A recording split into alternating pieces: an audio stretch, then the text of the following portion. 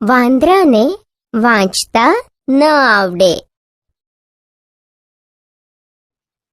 બાળમિત્રો, ત્રીજા ધોરણમાં ભણવાની શરૂઆત કોણ ક્યાં રહે છે તે સમજાવતા એક સુંદર મજાના ગીતથી કરીએ. ગીત મજાનું. ઉંદર રહે છે દરમાં, માણસ રહેતો ઘરમાં. ઉંદર રહે છે દરમાં, માણસ રહેતો ઘરમાં. ચક્કો ચક્કી રે માળામાં, બટેર તેતર ઝાડામાં. ચક્કો ચક્કી રે માળામાં, બટેર તેતર ઝાડામાં. સમડીનું ઘર ઊંચા ઝાડે, ચામાં ચીડિયા લટકે ડાળે. સમડીનું ઘર ઊંચા ઝાડે, ચામાં ચીડિયા લટકે ડાળે. ગાય બકરી રહેતા વાડે, બંધો તો ચૂપચાપ તિરાડે. ગાય બકરી રહેતા વાડે, બંધો તો ચૂપચાપ તિરાડે. સિંહ સુવે છે બોર્ડમાં ને હું તો બાની સોડમાં. સિંહ સુવે છે બોર્ડમાં ને હું તો બાની સોડમાં. ઉંદર રહે છે દરમાં, માણસ રહેતો ઘરમાં. જુઓ અને કહો. બાળ દોસ્તો, કોણ ક્યાં રહે છે તેનું સુંદર ગીત આપણે જોયું. હવે તમને ચિત્રમાં જે દેખાય એ તમારે કહેવાનું છે. વાતચીત. સુઘરીના માળામાં કોણ છે? તેને સુઘરીના માળામાં શું તકલીફ પડતી હશે? સિંહ ક્યાં છે? તે ત્યાં શું કરતો હશે? સિંહની બોર્ડમાં કોણ છે?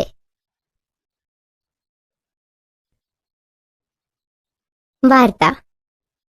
ચાલો હવે વાંદરાભાઈનું ઘર વાર્તા જોઈએ. એક હતા વાંદરાભાઈ. ખટખટ એનું નામ. એને ઝાડે ઝાડે ફરવું ગમે ને છાપરા ઉપર કૂદવું ગમે. બારે માસ એક ઝાડથી બીજા ઝાડ પર ફરતો રહે. હુપાહૂપ કરતો રહે. શિયાળો શરૂ થયો. ધીમે ધીમે ઠંડી વધવા માંડી. ખટખટને ઠંડી લાગે એટલે એ એક ડાળથી બીજી ડાળે ફરતો જાય. એક છાપરા પરથી બીજા છાપરા પર કૂદતો જાય અને ઠંડી ભગાડતો જાય. ખટખટે એક ઘર પાસે અચરજ જોયું. થોડા માણસો ભેગા થઈ લાકડા સળગાવી બેઠા હતા. તેઓ લાલ લાલ અંગારા પાસે હાથ રાખતા અને ગાલ પર મૂકતા હતા. આહા, મળી ગઈ ઠંડી ભગાડવાની રીત. ખટખટે કૂદકા માર્યા. તેણે ખેતરોમાં ફરી ફરીને લાલ મરચા ભેગા કર્યા. ઝાડ નીચે ઢગલો કર્યો. હુપાહૂપ કરીને દોસ્તોને બોલાવ્યા અને બધા ભેગા મળી ઠંડી ભગાડવા બેઠા. ખટખટ કહે, આહાહાહા, ઠંડી ભાગી રહી છે. હા. બધા ધ્રુજતા ધ્રુજતા બોલવા લાગ્યા, હા, ભાગી રહી છે. ઝાડ પરના લાંબા માળામાં ઝૂલતી ચટપટ સુઘરી આ જોઈ રહી હતી. તેણે વિચાર્યું, બિચારા વાંદરાભાઈ ઠંડીથી કેવા થથરે છે. ઠંડીથી બચવા હું એમને મારા માળામાં બોલાવી શકતી નથી. ખટખટે તો ચટપટ સુઘરીને બોલાવી. આવ આવ ચટપટ, તાપવા આવ. ચટપટ કહે, ના ના, સોરી હો ખટપટ, હું તો મારા માળામાં છું.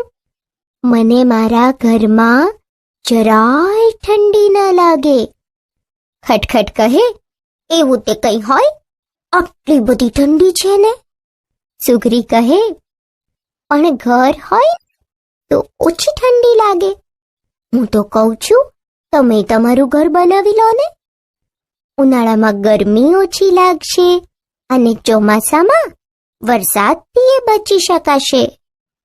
હું સરસ ઘર બનાવું છું એટલે મને સુઘરી કહે છે, ને તમે મારા મિત્ર થઈને ઘર બનાવતા નથી.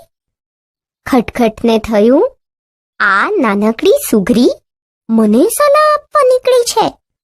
થોડી વાર પછી બધા સાથે હૂપાહૂપ કરી એક ઝાડથી બીજા ઝાડ પર ફરવા લાગ્યા અને ગાવા લાગ્યા.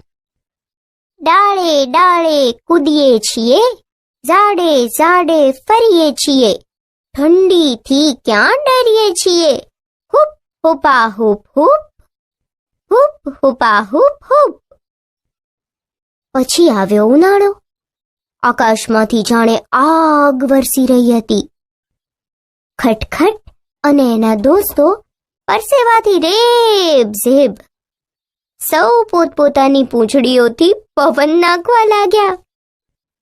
સુઘરીબાઈએ માળામાંથી ઝૂલતા ઝૂલતા બૂમ પાડી, ખટખટ, એ ખટખટ, તારે ઘર નથી બનાવવું?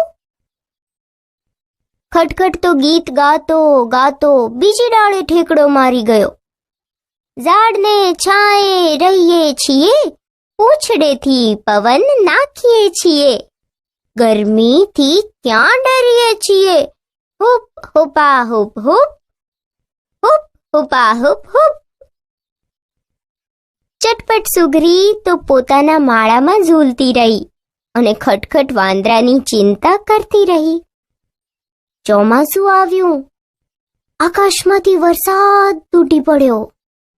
કડરડધૂમ ગડરડધૂમ, વીજળીના કડાકા પડાકા અને વાદળોનો ગડગડાટ. બધા ઝાડ પાણીથી તરબોળ. બધે જ જળબંબાકાર જળબંબાકાર. ખટખટ અને તેના દોસ્તો ભીંજાઈ ગયા. માથે, મોઢે, પીઠે, પૂંછડે પાણી જ પાણી. ઠંડીએ ખૂબ લાગી. માળામાંથી સુઘરી ફર કરતી આવી. તેણે જોયું કે બધા વાંદરા તેમની પૂંછડી ઊંચી કરી મિનારા જેવું બનાવીને બેઠા હતા અને ગાતા હતા, પૂંછ મિનારામાં રહીએ છીએ, પાણીમાં પલળીએ છીએ, વરસાદથી ક્યાં ડરીએ છીએ, હૂપ હૂપા હૂપ હૂપ, હૂપ હૂપા હૂપ હૂપ. પછી ત્યાંથી હૂપા હૂપ કરતા બધા ભાગી ગયા. વાંદરાઓએ ઘર ન બનાવ્યું તે ન જ બનાવ્યું અને ચટપટ સુઘરીબાઈએ ચિંતા છોડી દીધી. વાતચીત. વાર્તામાં બહુ મજા આવી. હવે કેટલાક પ્રશ્નોના જવાબ આપવાના છે. 1. વાંદરાઓએ શું કર્યું ત્યારે તમને સૌથી વધુ મજા પડી? 2. વરસાદ આવતો હોય અને તમારી પાસે છત્રી ન હોય તો તમે શું કરો? 3. વાંદરાઓએ મરચાનું તાપણું કેમ કર્યું હશે? 4. વાંદરાઓએ જે કર્યું તે તમને ગમ્યું? આપણે તેમને શું ઉપાય બતાવીશું? 5. સુઘરી કેવી રીતે ઘર બનાવતી હશે? 6. મરચાનું તાપણું કરીએ તો શું થાય? 7. કોઈ કારણસર 2-3 મહિના ઘર વગર રહેવાનું થાય ત્યારે તમને શી તકલીફ પડે, શી મજા પડે? વાંચો અને કહો. દોસ્તો, અહીં વાર્તામાંથી કેટલાક પ્રશ્નો પૂછવામાં આવ્યા છે. તેના જવાબ તમારે ચોપડીમાંથી જોઈને આપવાના છે. 1. વાંદરાનું નામ શું હતું? 2. વાંદરાની ચિંતા કોણ કરતું હતું? 3. ઘર વગર વાંદરાઓને કઈ કઈ મુશ્કેલી પડી?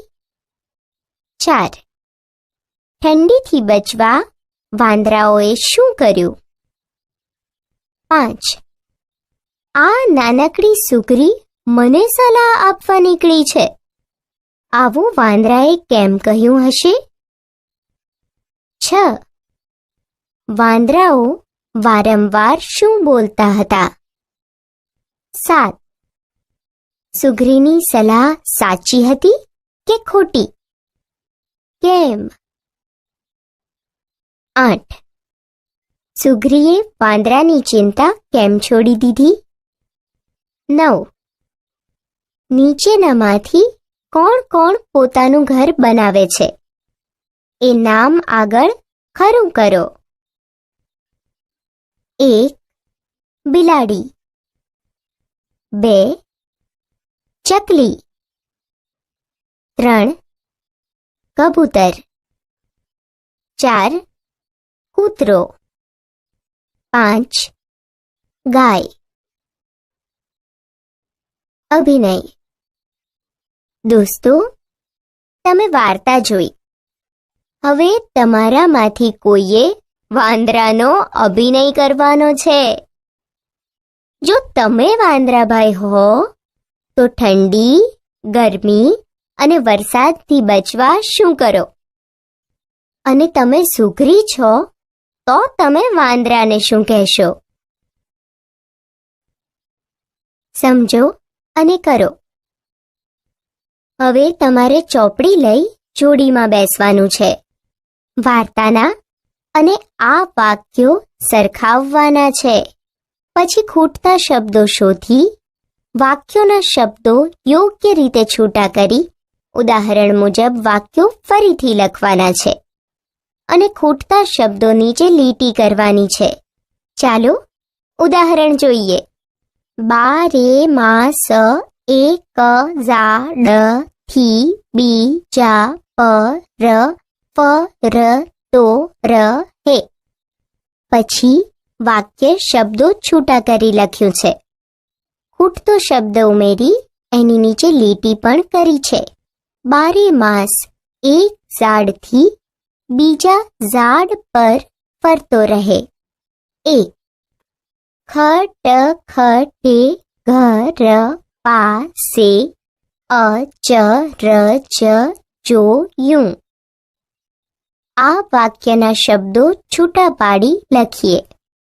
હવે જુઓ, એમાં એક શબ્દ ખૂટે છે. ખટખટે એક ઘર પાસે અચરજ જોયું. હવે આ વાક્ય અહીં લખીએ. 2.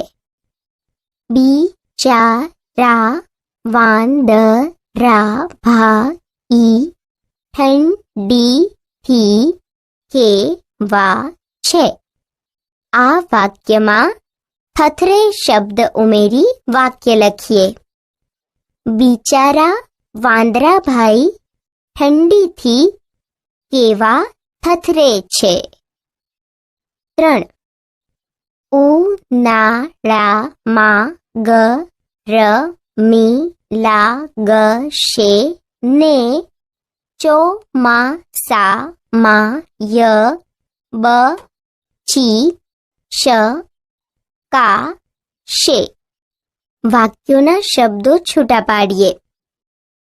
હા, આ વાક્યમાં ઓછી અને વરસાદથી એ શબ્દો ઉમેરી વાક્ય ફરી લખીએ. ઉનાળામાં ગરમી ઓછી લાગશે ને ચોમાસામાં વરસાદથી એ બચી શકાશે. 4. ખટ એ તારે નથી બનાવવું. શબ્દો છૂટા પાડીએ. હવે ચાલો આ વાક્ય ચોપડીમાંથી શોધો જોઈએ. ખટખટ અને ઘર શબ્દ ઉમેરી વાક્ય ફરીથી લખીએ. ખટખટ એ ખટખટ તારે ઘર નથી બનાવવું. જુઓ, ચોપડી મુજબ બની ગયું ને? 5. વાંદરાઓ એ ન બનાવ્યું તે જ બનાવ્યું. વાક્યના શબ્દો છૂટા પાડી તેમાં ઘર અને ન શબ્દો લખી વાક્ય ફરી લખીએ. વાંદરાઓએ ઘર ન બનાવ્યું તે ન જ બનાવ્યું. ખાલી જગ્યા પૂરો. હવે કૌંસમાં આપેલા શબ્દોની મદદથી ખાલી જગ્યા પૂરીએ. 1. માણસોને તાપતા જોઈને ખટખટને ખાલી જગ્યા લાગી. શું આવશે? સરસ! ખાલી જગ્યામાં નવાઈ લખો. 2. માણસો ખાલી જગ્યાથી તાપતા હતા અને વાંદરાઓએ તાપણું કરવા ખાલી જગ્યા ભેગા કર્યા. ખાલી જગ્યામાં કયા શબ્દો આવશે? સાચું! પહેલીમાં લાલ અંગારા અને બીજીમાં લાલ મરચા. 3. ખટખટે હૂપાહૂપ કરી પોતાના ખાલી જગ્યાને બોલાવ્યા. ખાલી જગ્યામાં મિત્રો લખો. 4. ઉનાળામાં ખટખટને ખૂબ ખાલી જગ્યા થતો. શું આવે? હા, પરસેવો. પરસેવો આવશે. 5. આખરે થાકીને સુગ્રીએ વાંદરાઓની ખાલી જગ્યા કરવાની છોડી દીધી. કોણ પુરાવશે આ ખાલી જગ્યા? ખૂબ સરસ! ખાલી જગ્યામાં ફિકર લખો. ક્રમ લખો. બાળમિત્રો, ચાલો જોડકા જોડીએ. અ વિભાગમાં આપેલા વાક્યો જેવો જ અર્થ ધરાવતા વાક્યો બ વિભાગમાંથી શોધીને આપેલા બોક્સમાં તેનો ક્રમ લખવાનો છે. 1. બધા ધ્રુજતા ધ્રુજતા બોલતા હતા. આ વાક્ય જેવો અર્થ કયા વાક્યમાં છે? હા, આ રહ્યું. ગ.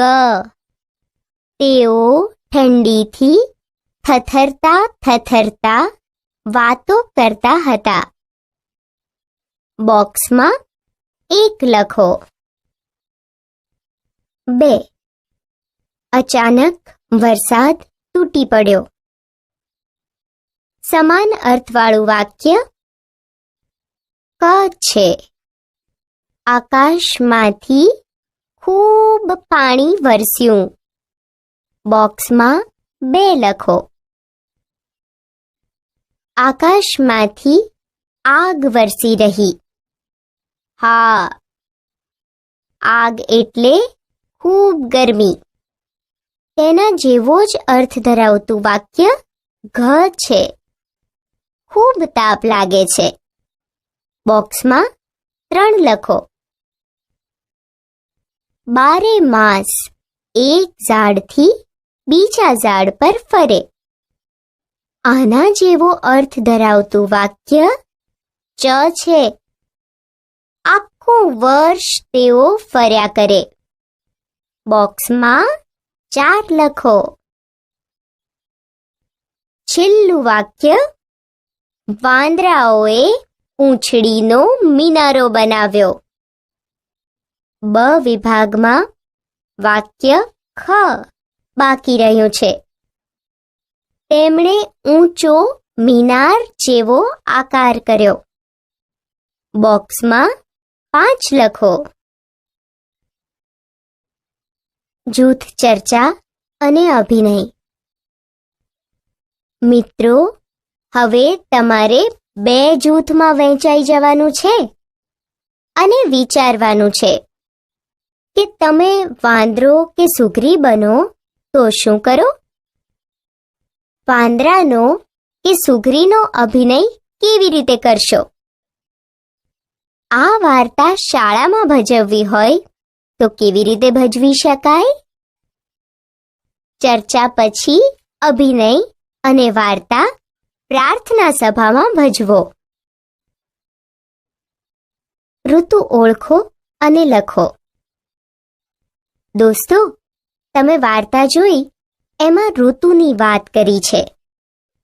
અહીં આપેલા વાક્યો વાંચી એ કઈ ઋતુ વિશે કહે છે એ જાણી વાક્ય સામે આપેલા બોક્સમાં ઋતુનું નામ લખવાનું છે.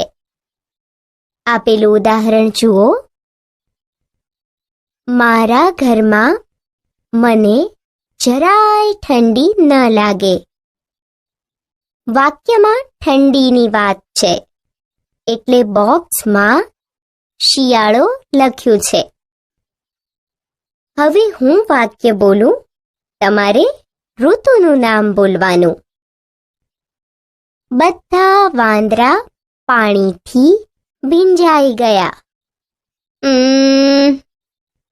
ચોમાસું. સુગ્રી માળામાં ઝૂલતી હતી. બરાબર, શિયાળો. વાંદરા પૂંછડી માથે મૂકી બેઠા. ચોમાસું, સાચું. વાંદરાઓએ માણસોની નકલ કરી. હા, બરાબર, શિયાળો. ઝાડના છાંયે બેસી વાંદરા એકબીજાને પંખો નાખતા હતા. આ તો ઉનાળો. આકાશમાંથી વરસે આગ, ડોસી મને પવન નાખ. આ પણ ઉનાળો. સળગાવીને લાકડા તાપણું કરે માંકડા. ડાળે ડાળે ફરીએ ને કૂદીએ ઘરના છાપરા. અને ગડગડાટ કરતા વાદળા પાણી આગળ પાછળ. આ વાક્યો સામે ઋતુઓના નામ તમારી જાતે લખીને મને બતાવજો. શું હલકું, શું ભારે? બાળમિત્રો, હવે તમને હું 2 વસ્તુ બતાવીશ. એમાંથી કઈ વસ્તુ હલકી અને કઈ વસ્તુ ભારે હશે એ તમારે જણાવવાનું છે. સુગરીનો માળો અને ઝાડની ડાળીમાંથી શું હલકું, શું ભારે? હા, સુગરીનો માળો હલકો અને ઝાડની ડાળી ભારે. કેમ? સુગરીનો માળો ઘાસના તણખલાનો બનેલો હોય. એમાં વધુ વજન ન હોય, જ્યારે ઝાડની ડાળીનું વજન હોય એટલે એ ભારે હોય. એવી જ રીતે લાકડાનું ટેબલ અને પ્લાસ્ટિકની ખુરશીમાંથી શું હલકું, શું ભારે?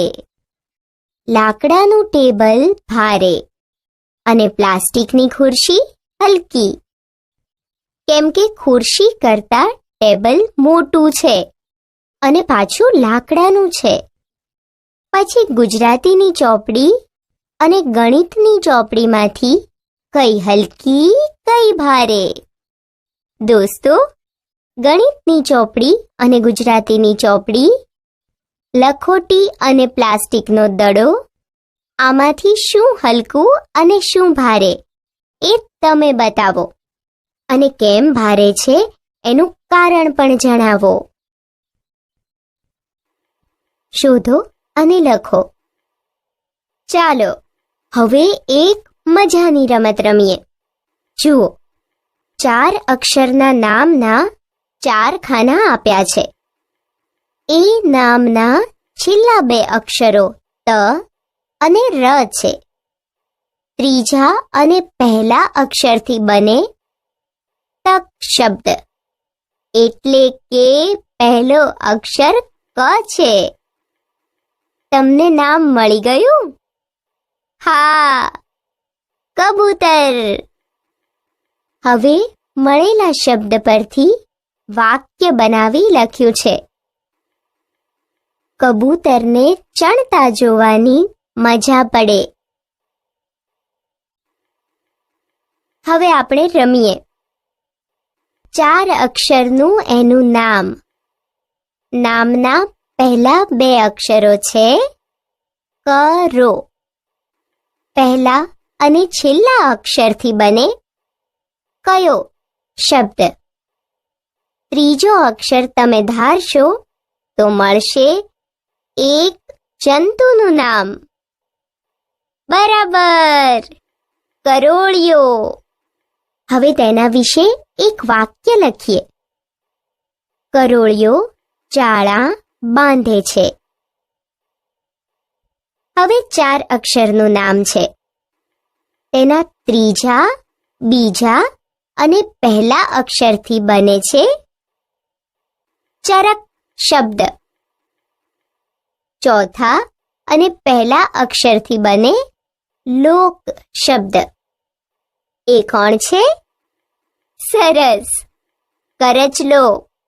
અને તેના પરથી વાક્ય બને કે કરચલો દરિયા કાંઠે જોવા મળે.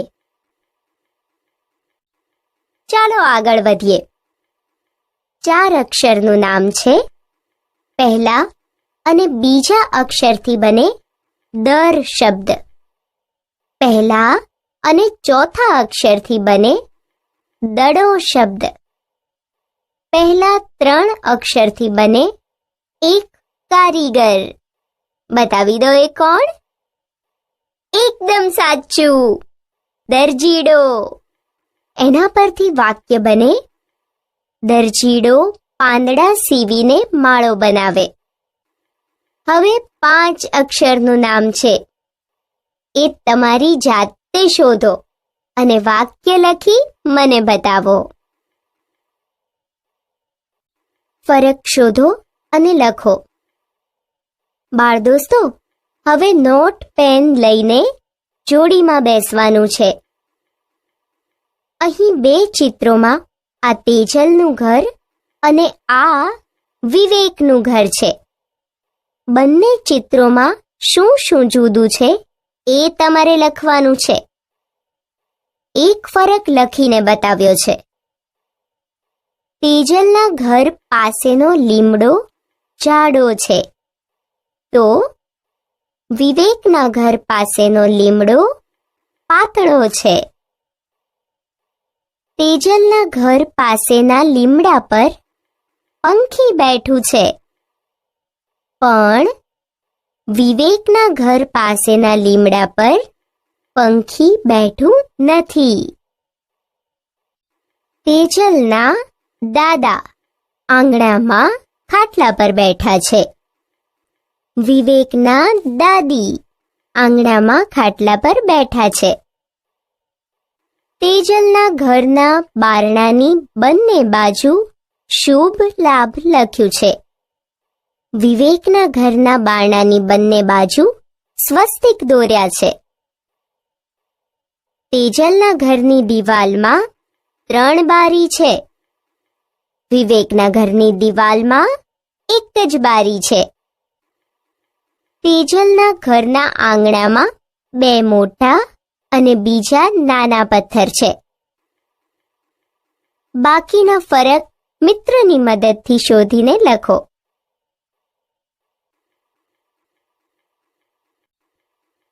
હવે તમારે તમારા ઘર વિશે કહેવાનું છે.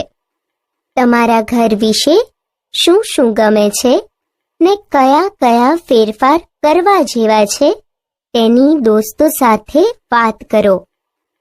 તમે તમારું નવું ઘર બનાવો તો કેવું હોય તે લખો. તમારે તમારા મિત્રના નવા ઘરે રહેવાનું હોય તો શી મજા પડે, શી મુશ્કેલી પડે. Reading cricket.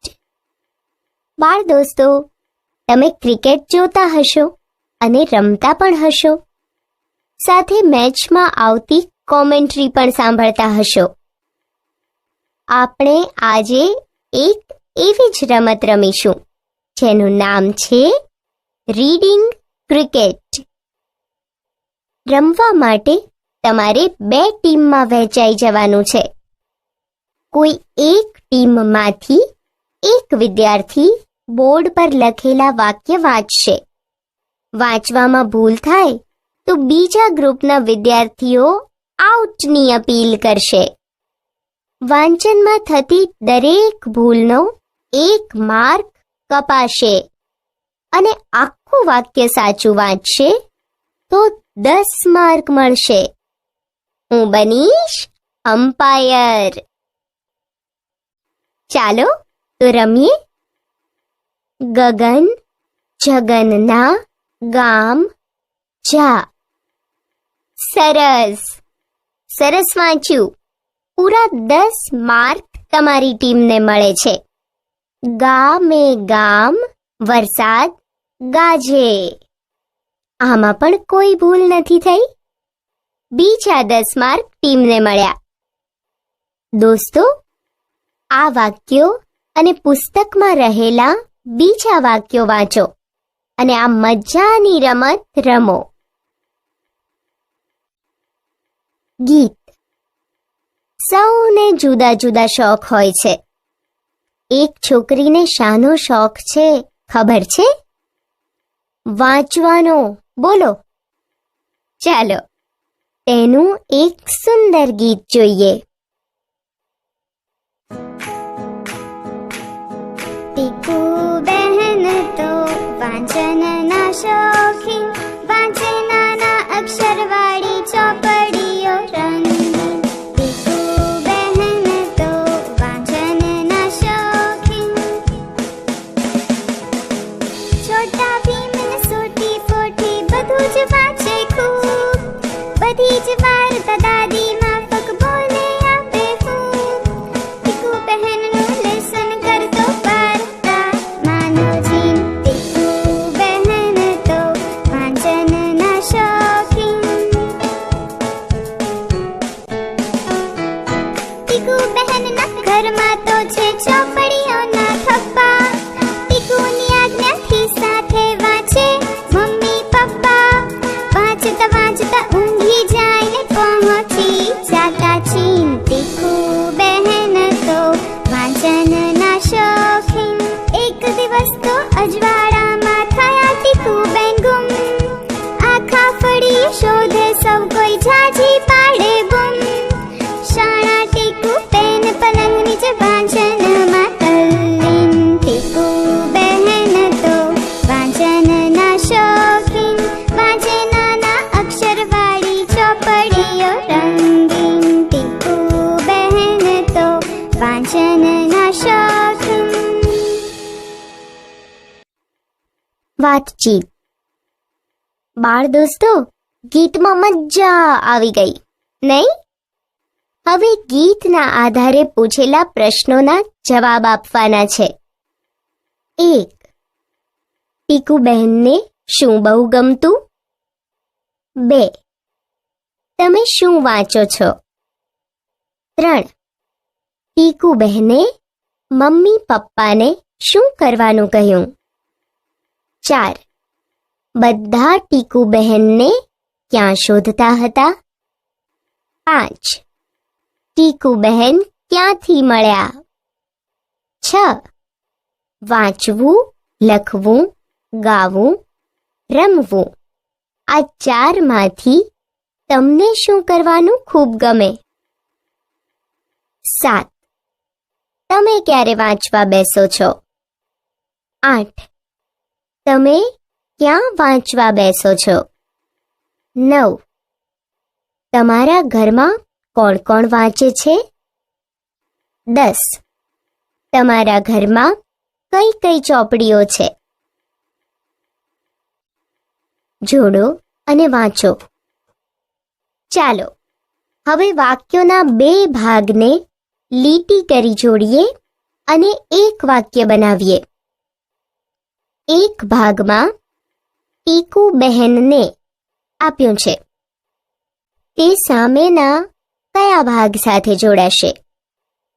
બરાબર, વાંચવાનું ખૂબ ગમતું. અને વાક્ય બનશે ટીકુ બહેનને વાંચવાનું ખૂબ ગમતું. પછી આપ્યું છે તેનું લેશન. તેનું લેશન વાર્તાનો જીન કરી આપતો, એવું આખું વાક્ય બને. ત્રીજું અડધું વાક્ય છે તેના ઘરમાં. સામેના કયા ભાગ સાથે જોડાય છે? હા, ઘણી બધી ચોપડીઓ હતી, તેની સાથે જોડાય. વાક્ય બને તેના ઘરમાં ઘણી બધી ચોપડીઓ હતી. ચોથું છે તે પલંગ નીચે. તેની સામે આવે પેસી વાંચતા હતા. આખું વાક્ય કોણ વાંચશે? તે પલંગ નીચે પેસી વાંચતા હતા. હવે બધા ટીકુ બહેનને આ ભાગને બાકી રહેલા બૂમો પાડી શોધતા હતા. આની સાથે જોડી દઈએ અને વાક્ય વાંચીએ. બધા ટીકુ બહેનને બૂમો પાડી શોધતા હતા. જુઓ, સમજો, લખો. બાળ દોસ્તો, હવે ઉદાહરણ મુજબ શબ્દો લખવાના છે. જુઓ, અહીં નખીશો આવું લખ્યું છે. તેની બાજુમાં શોખીન શબ્દ લખ્યો છે, એટલે કે ઉલટાવેલા શબ્દોને સીધા લખવાના છે. ડીપચો આ ઉલટાવેલો શબ્દ છે. એને સીધો કરી વાંચીએ તો ખબર પડશે કે આ ચોપડી શબ્દ છે. તે મુજબ નજી એટલે જીન અને નશલે શબ્દને જમણી બાજુથી વાંચીએ. લે શ ન લેશન. સાથે સાથે લખતા પણ જઈએ. યેળી ફ એટલે ફળીએ.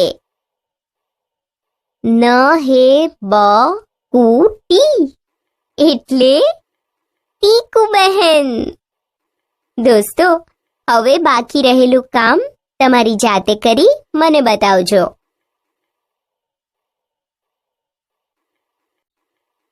મોટેથી ગાઓ.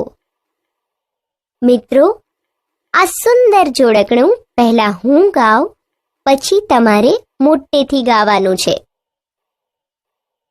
જાણે મોટો કારીગર ગૂંથી ગૂંથી બનાવે ઘર, એવું પક્ષી કયું વળી, ડાળે લટકે જેનું ઘર.